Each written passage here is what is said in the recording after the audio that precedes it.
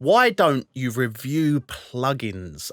Right. So this is a question I was asked recently by a plugin company that was sending me plugins, and they were like, "Why don't we see you review plugins more? And why is it always hardware?" And to be honest, the reason I don't review too many plugins is because they don't impress me. A lot of them don't impress me. And look, here's the thing: is when I do these reviews, I don't want to spend time reviewing something for the sake of reviewing it. I want to spend the time that I have to review a product on something that is good. And a lot of plugins, they're absolute trash.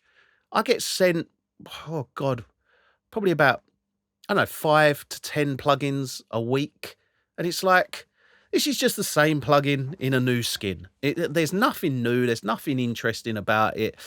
And it doesn't annoy me, but like I love receiving these plugins and trying them out and stuff. But there's there's a lot of the same stuff just coming out, the same plugin. This is another plugin, and this is a plugin emulation. All right, let's see if it's a plugin emulation, shall we? Let's actually compare it to the hardware version, and it's like, that's not a plugin emulation.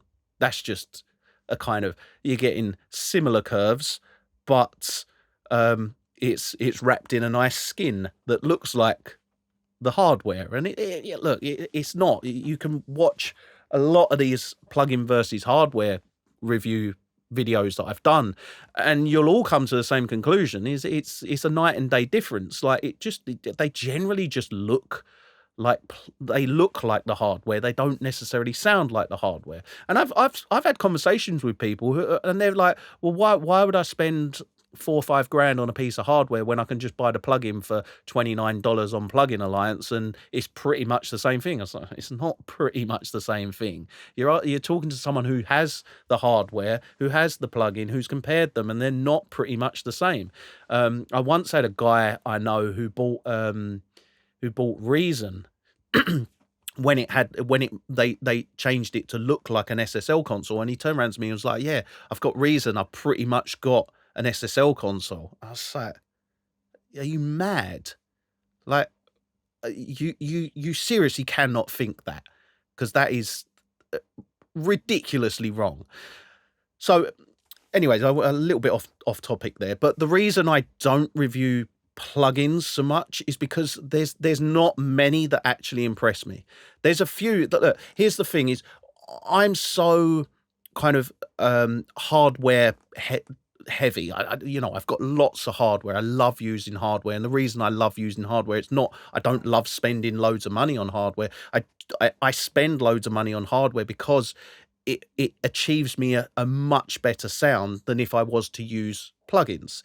And that's the real thing here. Is when it comes to a piece of hardware, I buy a piece of hardware, the hardware works, it sounds brilliant. A plugin comes out, like I've got a Plugin Alliance subscription. I can't tell you the last time I updated the plugins. Loads of plugins have come out on there, and I think the last one I actually downloaded to actually try was the Black Box HGQ. And the only reason I downloaded that and tried it was because I'm more interested in hardware, and I kind of wanted a little taster of what the hardware is going to kind of sound like. And it was a good plugin. But the reason I don't review them is because there's not enough good plugins, and the problem I will have is I can't genuinely review a plugin I don't like, or it's not even that I don't like it. It's that I would give it the wrong review, in the sense that I could sit there and I could say, yeah, this plugin's rubbish. It's absolute trash. Don't buy this. But that's not true, because that plugin's just trash on my kind of what I'm comparing it with. Like, I've got all the McDSPs down here. Like, that's all analog, but they feel like plugins. And the way you use them is very much like it is a plugin, but with analog processing. So my comparison point's a little bit different, and just because it doesn't match up to those, or it doesn't match up to the West Audio gear, or it doesn't match up to a piece of hardware, it doesn't mean it's not good. It's just not good for me. And for me to sit here and review a plugin and say, oh no, that's a rubbish plugin. Like if it's a channel strip, it's like it's not nowhere near as good as the channel strips I have in the West Audio.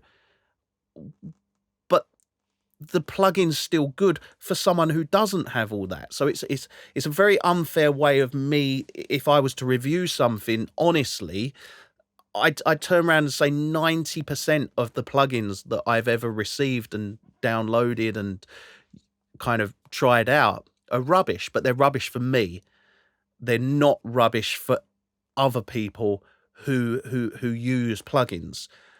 So that's why I mainly don't review them. And if I do review a plugin and I actually talk about a plugin, it's because two reasons. I think it's really good, because if I review it, I actually genuinely think it's good and it makes it into my workflow. And generally speaking, it's something that can achieve something special. And B, it's a plugin like FabFilter Pro Q3, Soothe, all these sorts of plugins, even Ozone 11.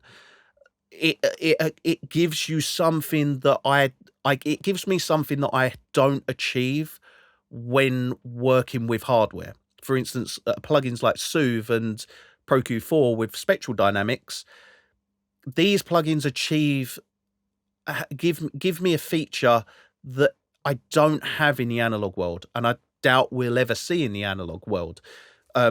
So for that reason, those plugins, I'll talk about those plugins and I'll say, yeah, I love those plugins because they give me something that I don't already have, which automatically makes them really good. But a lot of plugins, like an EQ, it's like, how can I sit here and talk about an EQ as being, a great EQ if it doesn't have features or it doesn't compare sonically to what I already have? So I can't physically give it a very fair kind of a fair review based on the fact that I'm comparing it to pieces of hardware. That's where the reviews wouldn't be fair. So I choose not to do reviews on plugins that I don't use. If I use plugins, I'll happily review them because I can genuinely say they're good for me. And look, I review lots of hardware, and that's because it's genuinely good for me and I like the sound of the hardware. So yeah, that's why I don't review plugins. And it's not because they're not all good. Well, the majority of them are. The majority of plugins aren't that good, to be honest. And I think we can all agree with that. I think we've got to a point within the industry where plugin companies can there's only so many times you can try and sell us the same thing over and over and over again before we start to kind of go, do you know what? I think you're trying to sell me the same plugin that I bought last month, just in a different skin. And I think we've all kind of seen that and come to realize that, you could probably get by with 10, 20 plugins. If you've got 10, 20 plugins and, they're good plugins, you don't need another 200 different EQs. You just don't. I've got thousands of plugins. It's ridiculous. And I probably, plugin wise, I probably use about 10 to 15 across a session, and that's about it. But yeah, that's the honest reason why I don't review plugins. And I thought to myself recently, because I would like to review, because look, here's the thing is, I get sent so many plugins and people are like, can you do a review? And I physically wouldn't have the time to review them all. If I'm going to shoot a review on a plugin, I've got so much audio gear that I've still got to go through and shoot a review on. I'd much rather shoot a review on audio gear that I have and I use and I own and I love, because I can give a genuine kind of review on that. Whereas if I reviewed every plugin I was ever sent, and I just don't. I'm just not a fan of. I'm not a fan of this whole, oh, do a review for me and we'll put you on an affiliate thing, and then if you get people to click the affiliate and you can make some money. I don't care about that. I don't. I'd rather, if I like the plugin, I'll do a review on it. I don't care about the affiliate link. I'm not in it for that sort of money. I think that's dishonest money. And I've had a few conversations about this recently with people, and I'm not on board with it. And there's a lot of people out there who will tell you this plugin's going to change your life, and it's not going to change your life. I'll be 100% honest with you. 99.9% of plugins are not going to change your life.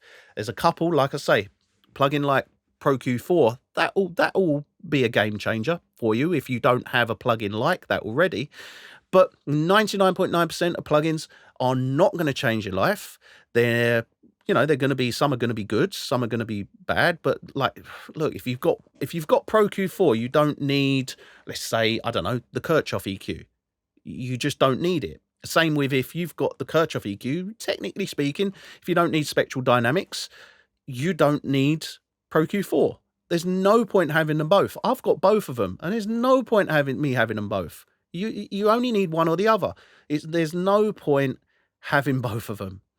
So yeah, I mean, look, 99% of plugins are absolutely 99.9%. I don't know, 99% of plugins you don't need, and that 1% of the plugins you could quite easily get by. I know I could on 10, 20 plugins, and especially if you got a load of hardware. Plugins, it's very difficult for plugins to compete with hardware.